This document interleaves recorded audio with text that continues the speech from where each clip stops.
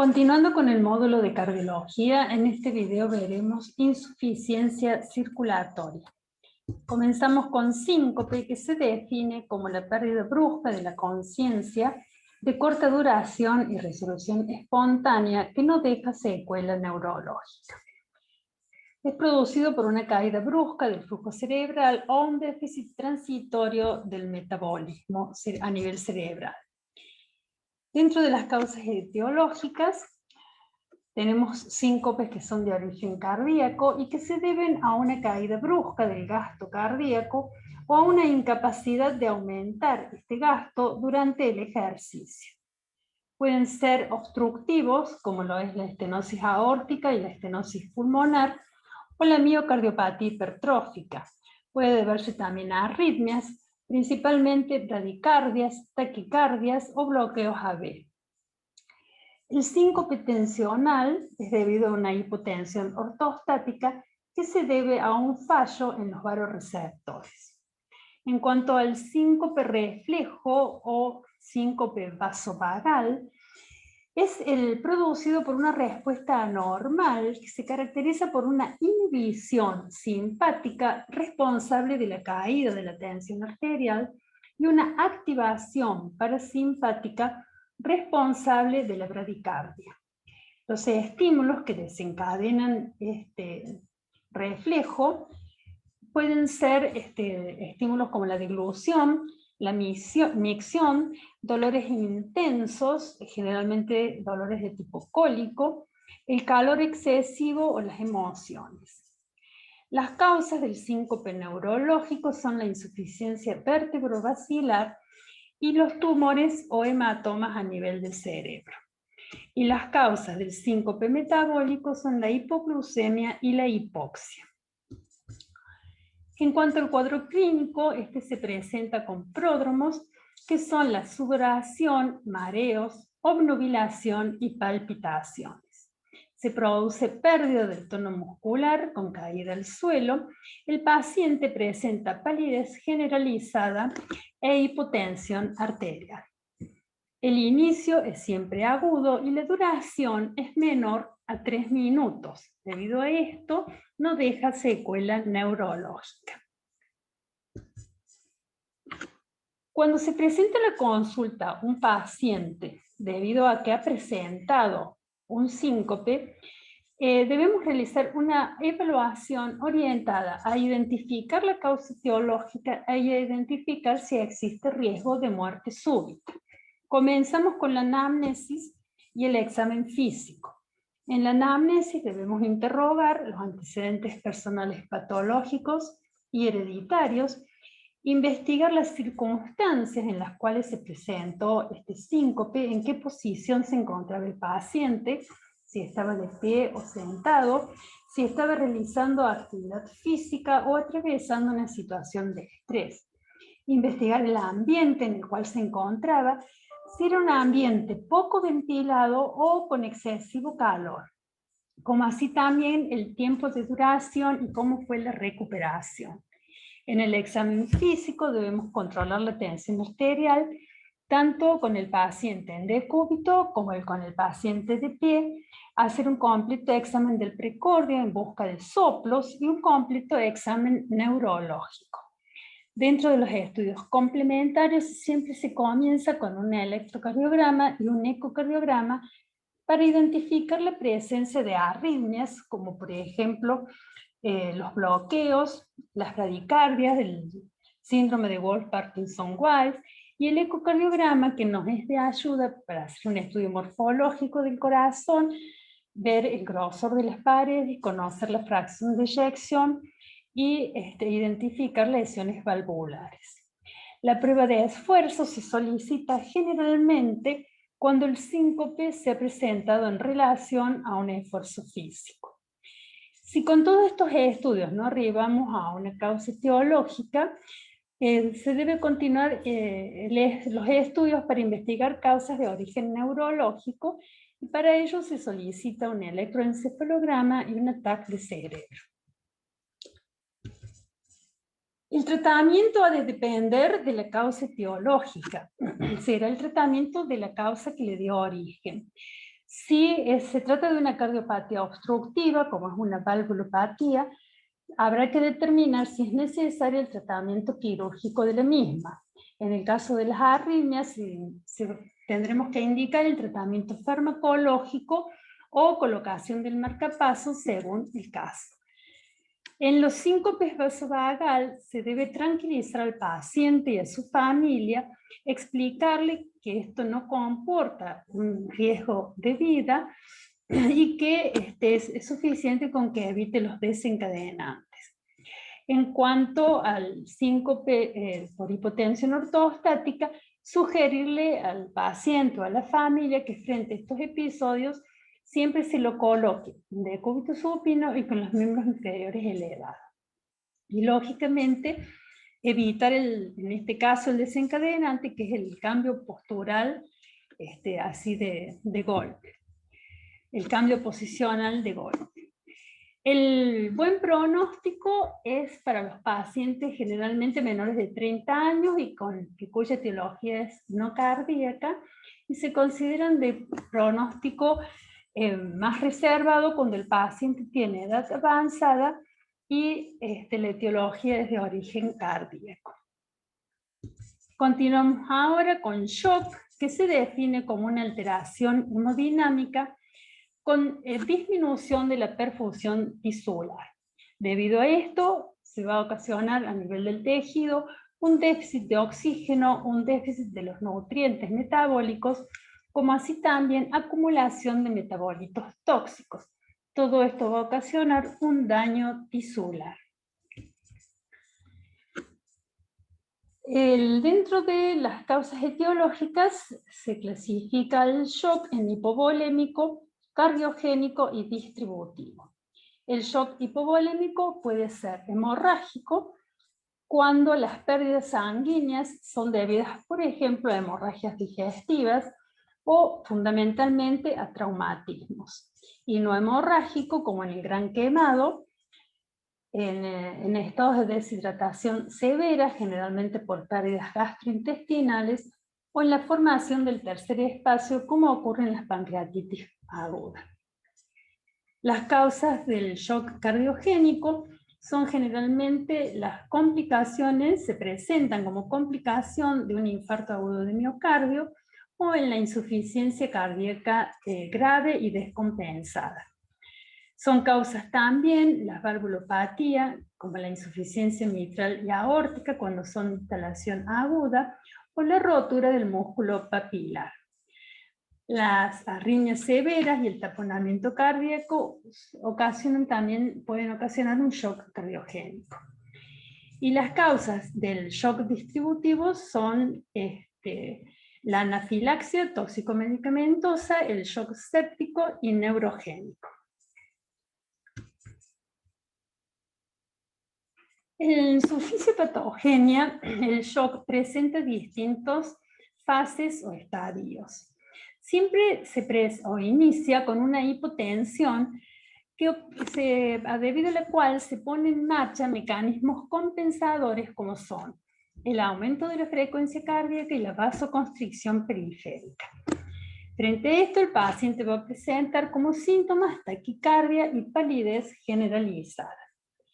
Si no media un tratamiento médico, se pasa a la etapa siguiente, que es la hipotensión, pero ya descompensada, en donde estos mecanismos de aumento de frecuencia y vasoconstricción no logran compensar la hipotensión y por el contrario pueden incluso hasta ser perjudiciales, debido a que esta vasoconstricción periférica le dificulta al ventrículo su vaciado, le exige un mayor esfuerzo para lograr el vaciado ventricular, por lo tanto se produce una disminución del volumen minuto y con ello se disminuye aún más la perfusión periférica.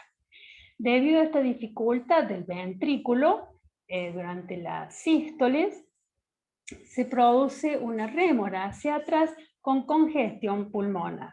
Los síntomas que va a presentar el paciente serán diaforesis, frialdad de piel, oliguria y obnubilación. Finalmente se llega a una fase irreversible que está caracterizada por una severa disminución de la tensión arterial y de la perfusión tisular, lo cual ocasiona isquemia a nivel de los tejidos. Cuando esta isquemia es prolongada, se produce una acidosis metabólica y a su vez, debido al cuadro de acidosis, se va a producir una dilatación del esfínter precapilar con aumento de la permeabilidad del capilar y extravasación del líquido. Todo el éxtasis periférico que se produce a nivel circulatorio favorece la formación de microtrombos y la agregación plaquetaria, como así también la absorción de toxinas y bacterias a nivel intestinal. Finalmente, se produce la activación del mecanismo inmunoinflamatorio con aumento de complementos, citoquinas, linfocitos T y enzimas lisosómicas, llegando así al fallo multiorgánico. En este estado, los estados avanzados de shock, se produce lesión en todos los órganos nobles. De este modo, el riñón, debido a la hipoperfusión, va a presentar disminución del filtrado glomerular y necrosis tubular, todo lo cual lo lleva a una insuficiencia renal aguda. El corazón sufre isquemia y necrosis a nivel del miocardio, lo que contribuye a exacerbar la disminución de la función contráctil. En el pulmón, el aumento de la presión y de la permeabilidad capilar pulmonar puede ocasionar un edema agudo de pulmón. Además, hay una disminución del surfactante, por lo cual se van a formar atelectasias. Y las alteraciones de la coagulación pueden determinar hemorragias y trombosis a nivel del pulmón. El hígado sufre necrosis a nivel del hepatocito, llegando a un fallo agudo, un fallo hepático agudo, que cursa con alteraciones de la coagulación. Y a nivel del cerebro, la hipoxia y el hipoflujo cerebral se va a expresar en principio con excitación, pero luego con confusión y letargo. Uno de los más frecuentes causas de shock es el shock hipovolémico. Frente a un paciente que se presenta con un cuadro de shock hipovolémico, generalmente hemorrágico, debemos valorar, hacer una valoración del paciente teniendo en cuenta como parámetros la cuantía de la pérdida, la frecuencia cardíaca, tensión arterial, diuresis y estado de conciencia. De este modo se clasifica en 4 grados. En el grado 1, cuando el paciente tiene una pérdida de hasta el 15% de su volemia, lo que equivale aproximadamente para una persona adulta a 750 centímetros cúbicos. La frecuencia cardíaca y la tensión arterial se mantienen hasta este momento en parámetros normales. Y el paciente puede mantener una diuresis por arriba de los 30 mililitros por hora y se presenta ansioso. En el grado 2, la pérdida oscila entre un 15 y un 30%, es decir, entre 750 y 1500 centímetros cúbicos. Aquí ya la frecuencia cardíaca está por arriba de 100 por minuto, pero puede mantener aún cifras tensionales dentro de lo normal. Y en el grado 3 y 4 se presentan pérdidas entre el 30 y 40% para el grado 3, o mayores al 40% en el grado 4, que equivalen a pérdidas mayores a 2 mililitros, 2000 mililitros, 2000 centímetros cúbicos.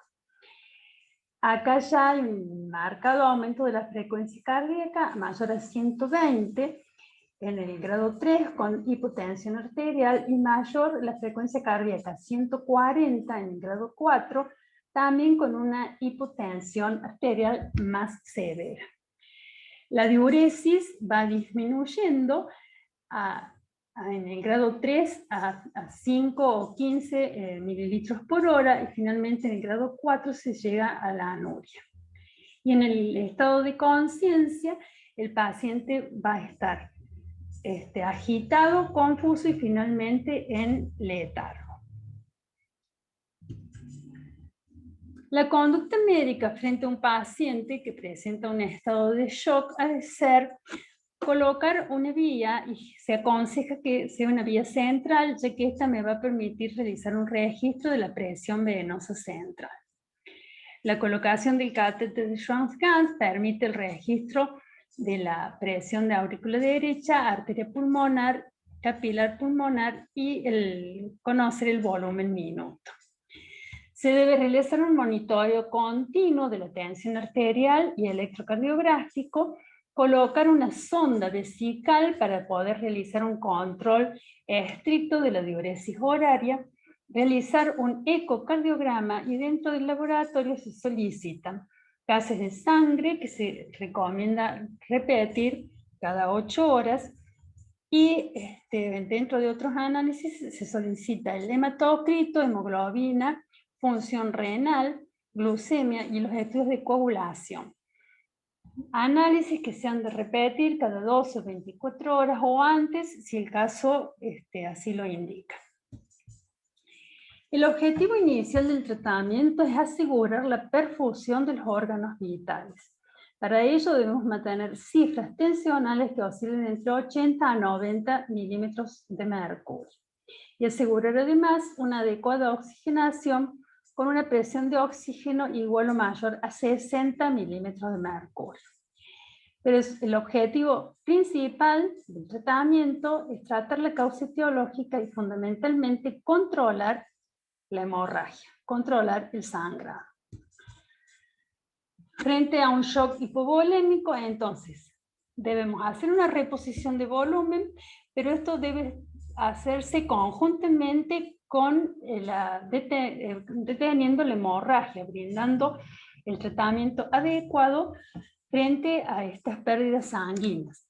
Ya con un tratamiento adecuado, de acuerdo que se trate de una hemorragia digestiva o en los casos de traumatismos, investigar si son pérdidas venosas o arteriales, que son más severas las pérdidas por lesiones de arteria, o tener presente que pueden existir hemorragias internas. La reposición de volumen se puede hacer con cristaloides o con coloides. Se aconseja principalmente la utilización de cristaloides, que son soluciones salinas isotónicas o hipertónicas, como es la solución fisiológica al 0.9% o el Ringer. La cantidad a pasar va a depender de la cuantía de la pérdida, de la velocidad con que se perdió. Como línea general, como para que tengan una idea, aproximadamente se puede iniciar con aproximadamente 1 litro de solución fisiológica a pasar en la primera hora o en la primera media hora.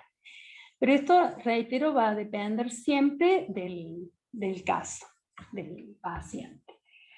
En algunos casos es necesario acudir a las transfusiones de sangre y también en el manejo del paciente se debe manejar la hipotermia y realizar los controles de la hemostasia. Los parámetros para ir conociendo la evolución y la respuesta de nuestro paciente ha de ser el control de la presión venosa central, la diuresis y el control a través de un ecocardiograma para conocer cómo está la fracción de eyección y la función sistólica. En el caso del shock de origen cardiogénico, dijimos que una de las principales causas es por una complicación de un infarto agudo de miocardio. Por lo tanto, acá debemos tratar la causa etiológica, que será la reperfusión coronaria. Hasta tanto esto ocurra, debemos asegurar la oxigenoterapia, corregir las arritmias y mantener una adecuada presión de perfusión tisular, para lo cual se cuenta con fármacos que son fármacos vasoactivos como la dopamina, dobutamina, noradrenalina y adrenalina. Llegamos así al final de esta clase. Gracias por su atención.